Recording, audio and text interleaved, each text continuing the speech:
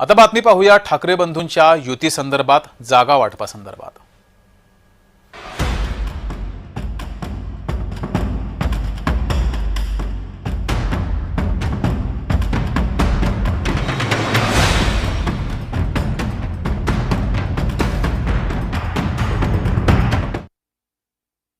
तर गेल्या अनेक महिन्यांपासून ज्याची चर्चा होती ती युती अखेर निश्चित झाल्यातच जमाय।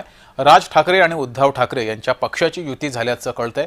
मुंबई, ठाणे, कल्याण, नवी मुंबई, पुणे आणि नाशिक महानगरपालिकांसाठी युती झाल्याची माहिती आहे। अधिकृत घोषणा व्हायची बाकी आहे, तरी दोन्ही पक्ष आता कामाला लागलेत हे स्पष्ट आहे। कारण सर्व 6 महानगरपालिकांमध्ये आव्हानं देखील तगडी असणार आहेत।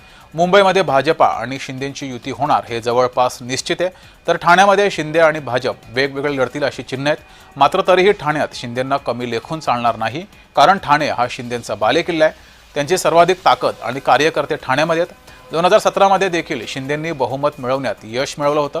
एकंदरीतच राज ठाकरे आणि उद्धव ठाकरेंना सर्वच महानगरपालिकांसाठी प्रचंड नियोजन करावं लागणार आहे आणि कष्ट घ्यावे लागणार आहेत हे स्पष्ट आहे।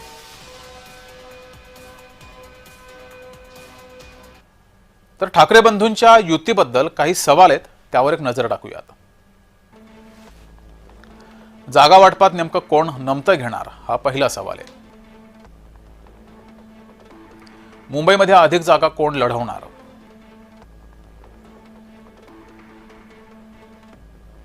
दोघेही एकमेकांची ताकद कुठल्या आधारावर ठरवणार?